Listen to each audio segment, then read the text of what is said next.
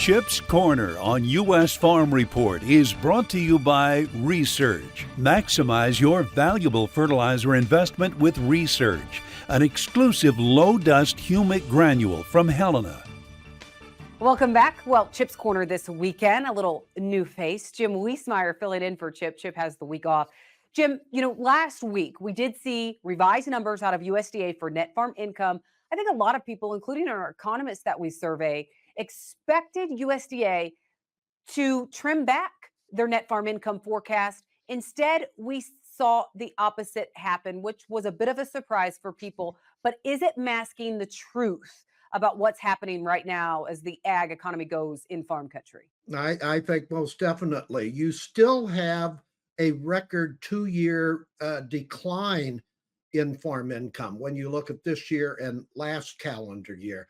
Also, the reason, and this is another reason with USDA's major changes, this is why I always say, don't get too married to these farm income estimates because they can really change. And what caught people by surprise is how USDA apparently was way low on livestock prices, cattle, hogs, etc. And so they revised them higher, and that made a significant change, which tells you, Tyne, that yes, it's improved for the livestock sector, but they didn't. They kept the crop sector in a forlorn situation. So you have to look at this report for different sectors of agriculture.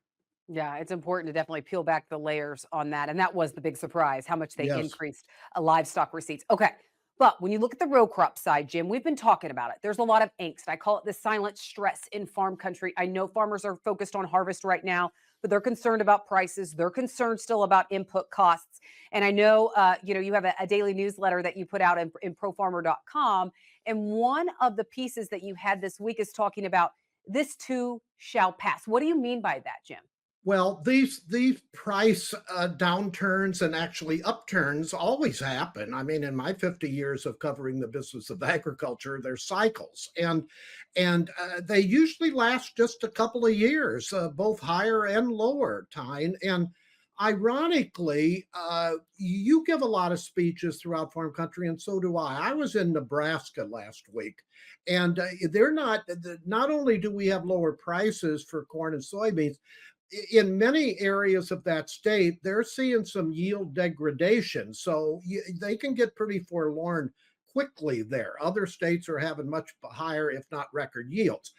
The thing I want to point out is, ironically, today, Southern Ag Today, in an article written by two well-known economists who are personal friends of mine, Dr. Joe Outlaw and Dr. Bart Fisher, have a story about staying positive while we wait for a farm bill. And I was working on a similar piece anyway, so great minds think alike, I guess.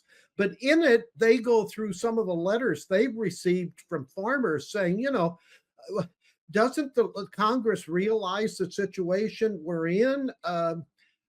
Do they realize how much we have invested in this crop? And am I just better off doing something else? Well, that's when Outlaw and Fisher said it's time to tell farmers some positives. Here they are, and I totally agree. One, there are farm state lawmakers and other lawmakers in both the House and Senate who understand the dire situation in agriculture, and they're trying to help. How are they trying to help? There's a push now to still get this bill done. It looks like after the election. Interestingly so, Outlaw and Fisher said in their article that if we wouldn't have elections this year, we would probably have a farm bill. Now that was of note. Their second item is that Congress knows that they're going to have to need a financial disaster ad hoc assistance package in the short run, maybe for 2 years, because even if you had a new farm bill, it wouldn't trigger payments until October 2026. You heard me correct, 2026. And then again, you have a consensus now. It took a while, But the key agricultural stakeholders, general farm groups, commodity groups, lenders, input suppliers, now they're working in unison, calling for a farm bill to be completed. That's called pressure time. And now we have a consensus. I'm not predicting that you're going to have a farm bill, but at least now we're on the same page. And I want to add one other thing. The ranking member on the House Ag Committee, David Scott, Democrat from Georgia, wrote a bill to the leadership imploring that both Republicans and Democrats now should work together to get a bill through. And so at least we have the makings of a short-term ad hoc disaster assistance and financial assistance, if you will. And then the push, whether it's after the election or sometime in the new Congress in 2025, they're going to get this thing done. All right. Well, it's always nice to find some positives, especially when there's so much pressures out there. Jim Wiesmeyer, thank you so much. And if you enjoy hearing Jim's commentary and staying up to date on not only what's happening with policy, but also news, Pro Farmers actually this coming week is hosting their biggest sale ever. So if you want to subscribe, you can go to profarmer.com and do that, and you can read Jim's commentary daily. All right. Well, we need to take a quick break, and then we'll have much more right here on U.S. Farm Report.